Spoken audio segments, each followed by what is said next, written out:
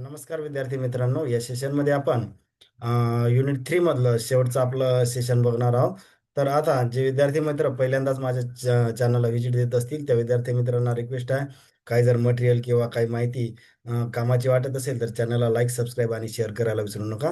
तर कुठलाही टाइमपास न करता लगेच आपण मुद्द्याकडे वळू. तर question number 81, migration international migration for the international organization for migration म्हणजेच IOM headquarters in Geneva form in कधी स्थापना झाली या IOM ची? तर 1951 त्याचं करेक्ट उत्तर असणार आहे.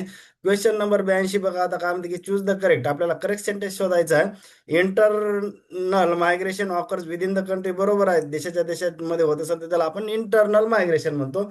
External migration occurs when moving from one country to other country किंवा अनदर कंट्री. तर आपण एका देशातून दुसऱ्या देशात जर स्थलांतर होत असेल तर त्याला आपण एक्सटर्नल मायग्रेशन म्हणतो. कुठे याच्या दोन्हीमध्ये चुकीचं नाही. ऑप्शन नंबर 3 हे बरोबर आहे. Choose the correct sentence. Question number 83 बघू. Immigration means moving from India to various parts of the world, बरोबर. आता बघा इथं बरेचदा कन्फ्युज होते की इमिग्रेशन आणि हे आय वाला, हे आय आणि इन असा शब्द जर लक्षात ठेवला ना, असं दोन्ही आय आय आणि या आय एन मधला इन असं लक्षात ठेवलं तर कन्फ्युज होत नाही. नाहीतर ते ई आणि आय मध्ये गोंधळ होते. आय म्हणजे काय, हे इनचा आय लक्षात ठेवायचा म्हणजे गोंधळ होण्याचं कारण नाही. Immigration of the people means people coming from different countries to the India, म्हणजे दुसऱ्या देशातून आपल्या देशात येत असेल त्याला इमिग्रेशन.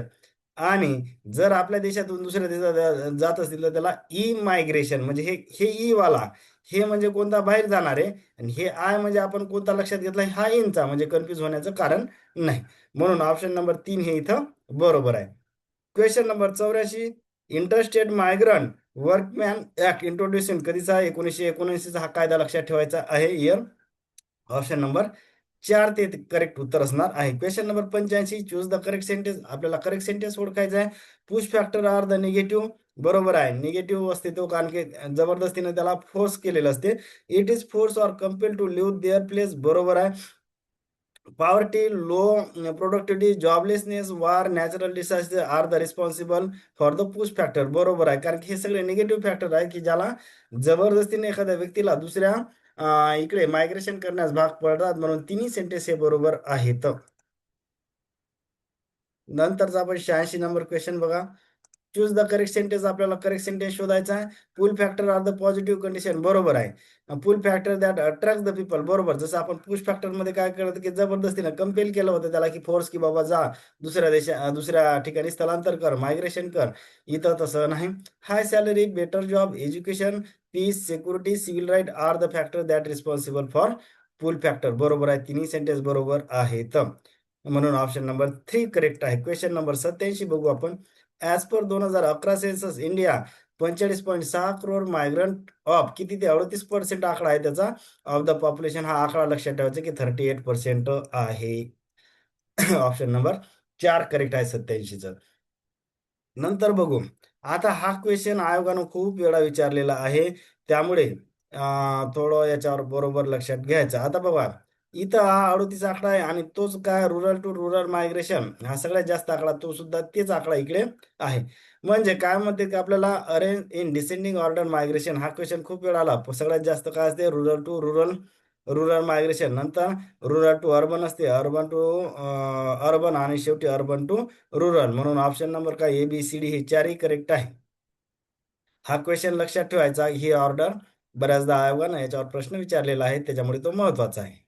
आता बघा question number 89, how many percentage of the people migrated from the other state to the Maharashtra, हे 3.34 आहे. हा सुद्धा आयोगानं प्रश्न राज्यसेवा मेन्स मध्ये विचारलेला आहे मायग्रेशनच्या रिलेटेड. आता बघा 9व्या युनिटमध्ये मायग्रेशन दिलेलं आहे आपल्याला, त्यामुळे हे आता जे गट अ ची झाली फेब्रुवारीमध्ये त्याच्यामध्ये मायग्रेशनवर प्रश्न आला नव्हता, परंतु इकडे येऊ शकते. त्यामुळे हे मायग्रेशन टॉपिक सुद्धा आपल्याला सिलेबसमध्ये दिलेलं आहे, त्यामुळे हे व्यवस्थित करणं गरजेचं आहे. Question number 90, in Maharashtra rural to rural migration is more due to कशामुळे? शुगर इंडस्ट्री डेव्हलपमेंट, याचं आयोगानं उत्तर दिलेलं आहे. हा सुद्धा MPSC राज्यसेवेमध्ये क्वेश्चन आलेला आहे. नंतर क्वेश्चन नंबर 91, आता हा क्वेश्चन खूप वेळा विचारलेला आहे. Choose the correct migration in Maharashtra descending order सगळ्यात जास्त कोणत्या राज्यातून होते? यूपी. 2 नंबर बिहार नाही. 2 number Karnataka, 3 number Gujarat, 4 number Madhya Pradesh, 5 number Andhra Pradesh, 6 number Rajasthan आणि 7 नंबर बिहार. पहिलंच ऑप्शन बरोबर आहे, ABCDEFG. हे डिसेंडिंग म्हणजे महाराष्ट्रात सगळ्यात जास्त मायग्रेशन कुठून येते? युपी मधून येते. 2 नंबर बिहार नाही, 2 नंबर कर्नाटक आहे. हे लक्षात घेणं गरजेचं आहे. आता बघा, क्वेश्चन नंबर 92 हा सुद्धा क्वेश्चन खूप वेळा एमपीसीने विचारलेला.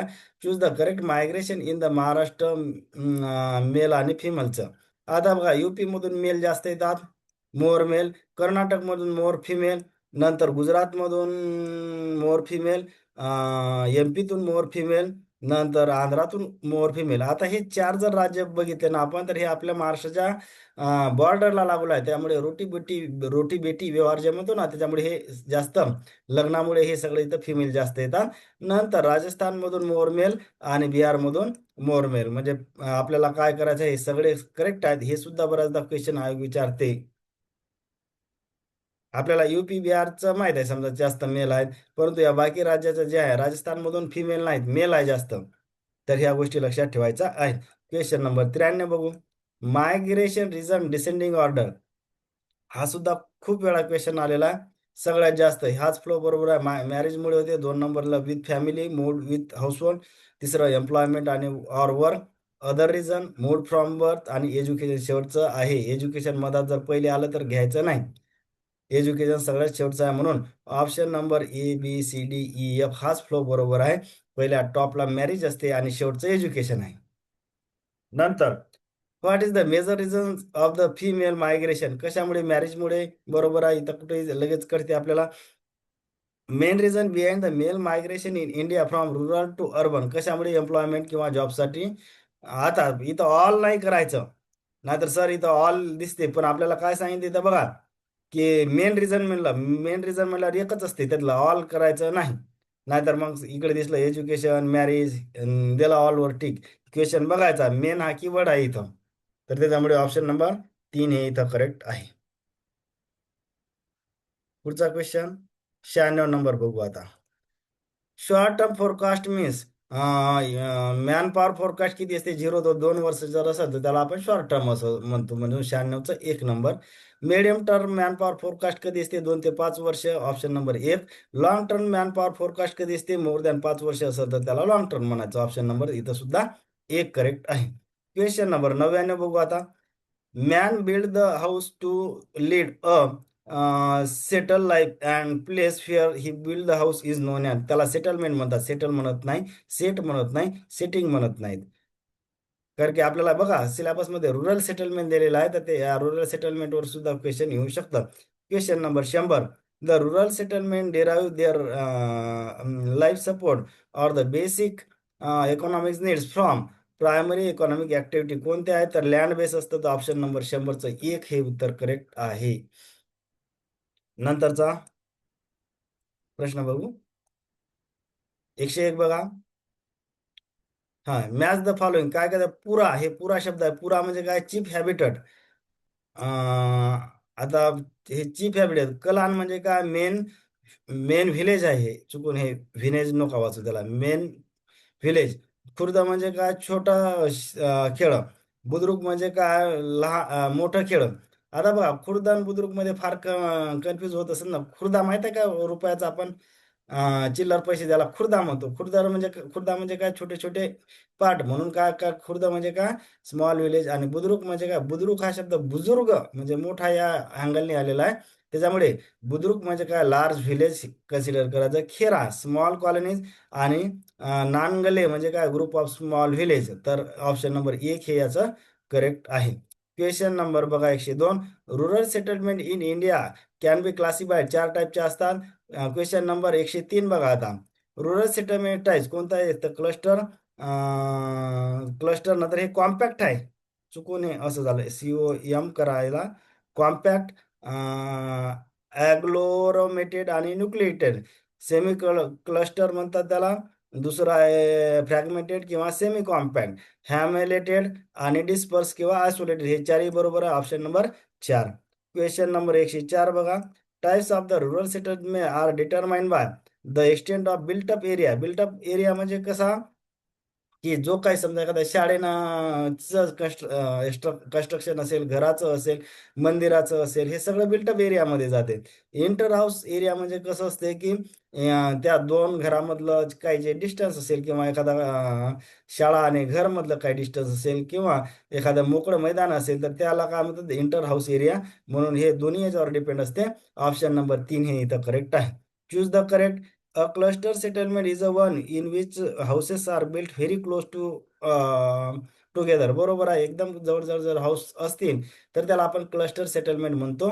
Found in the fertile alluvial plains north eastern state Bundelkhand, Rajasthan. बरोबर आहे. या एरियामध्ये क्लस्टर सेटलमेंट आपल्याला पाहायला मिळतात. अल्युव्हियल प्लेन म्हणजे काय? जिथं सुपीक जमीन आहे ना, तिथं कारण की बघा, जास्त घरं जवळ-जवळ असल्यामुळे एक तर काय असते, की त्याला चांगली जमीन लागते आणि एक तर म्हणजे काय पाण्याचा साठा असते म्हणून त्याच एरियामध्ये जास्त दाट वस्ती आपण पाहायला मिळते. म्हणून ऑप्शन नंबर 3 हे इथं करेक्ट आहे.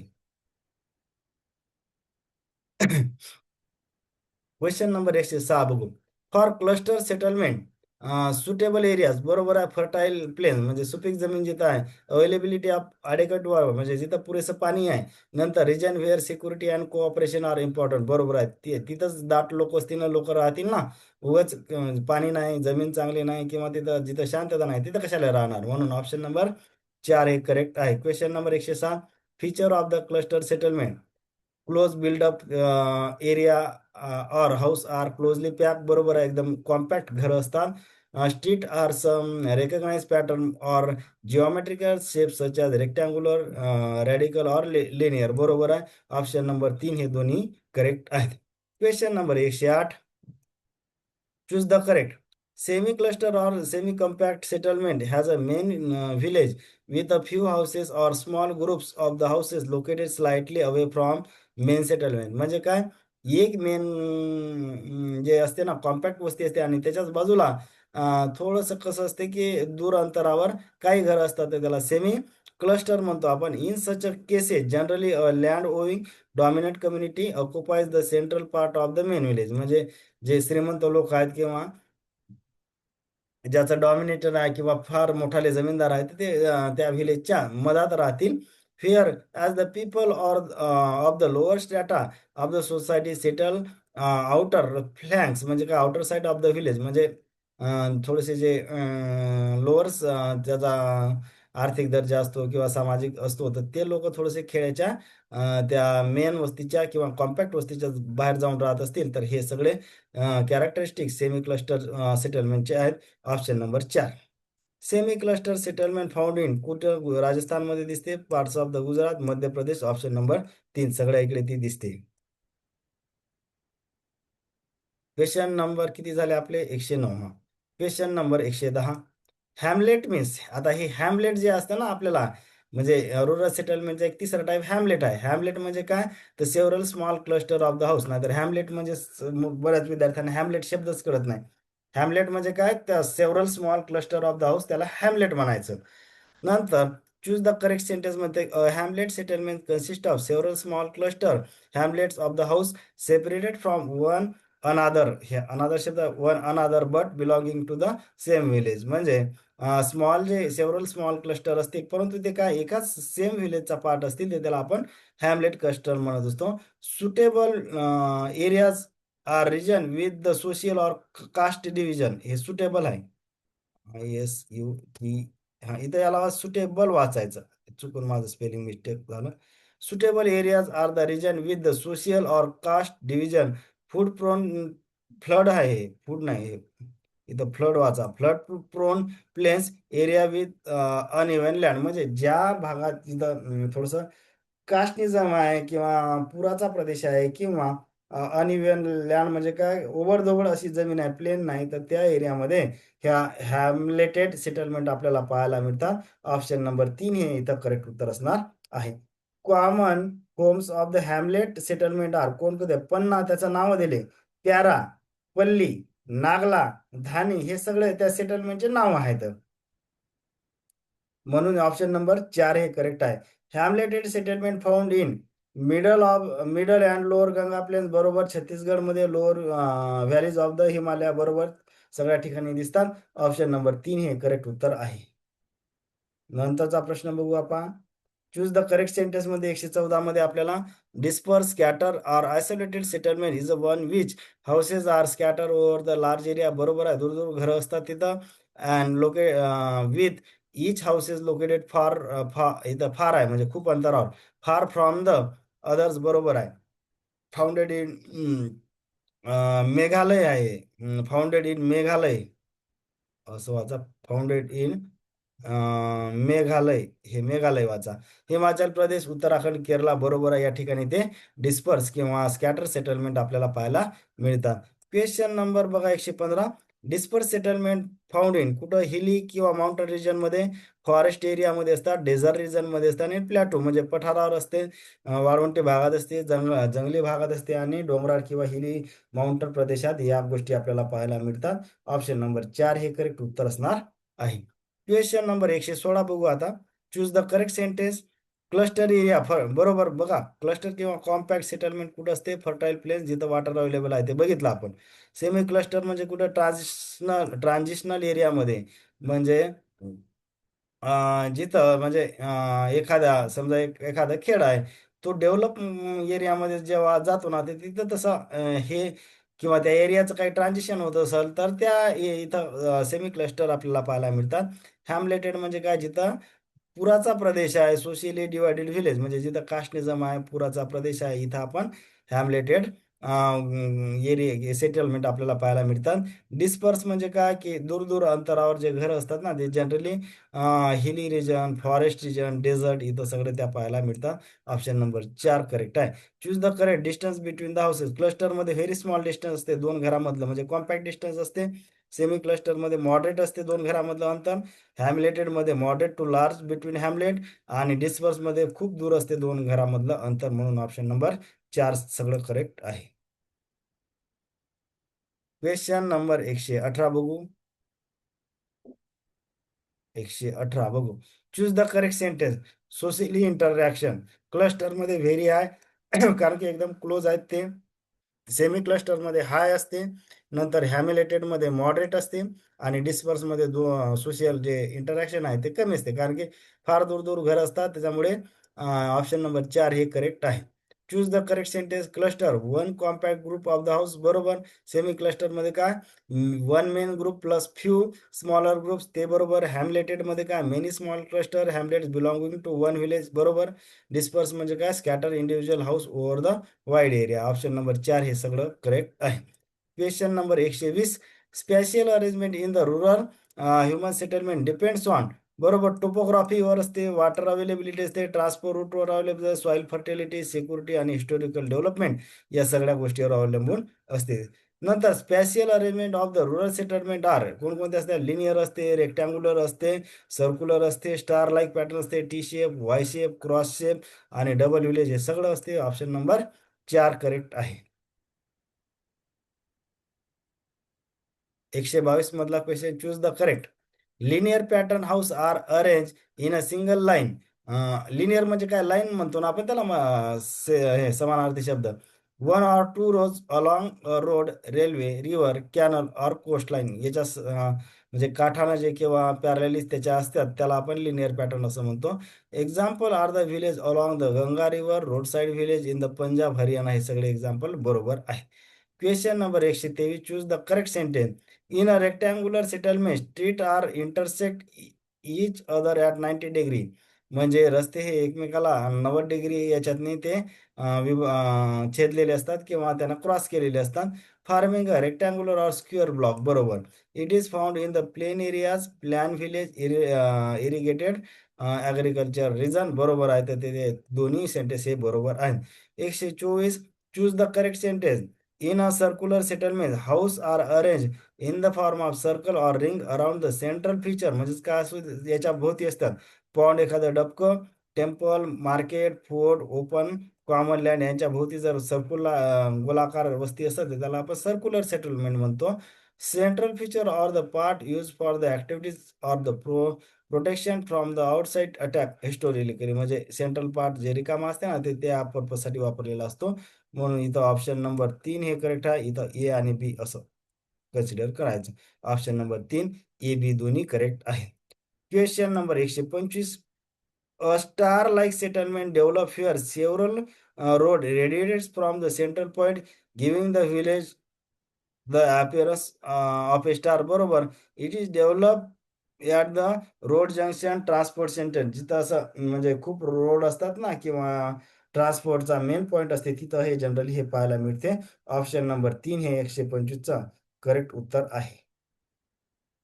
नंतरचा क्वेश्चन बघू. क्वेश्चन नंबर 126 बघा आता.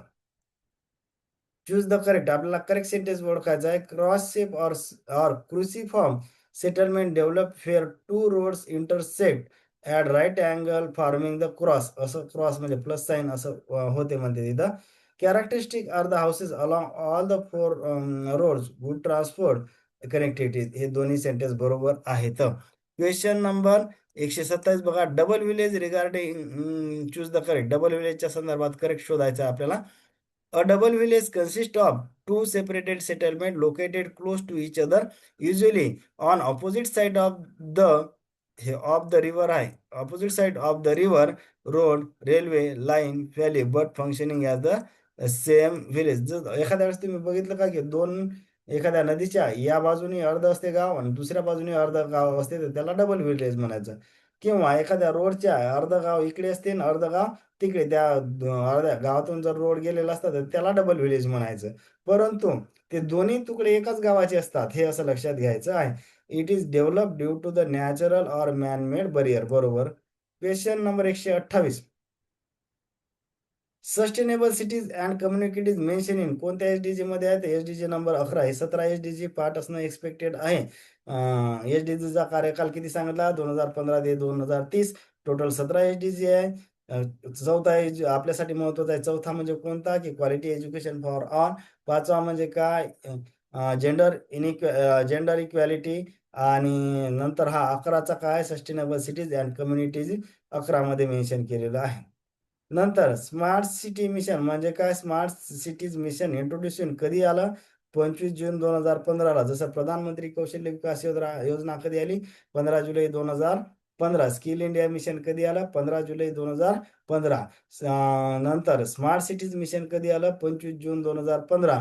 नंतर अमृत मिशन कधी आलं? 25 जून 2015. अशा सुद्धा गोष्टी लक्षात ठेवायच्या आहे.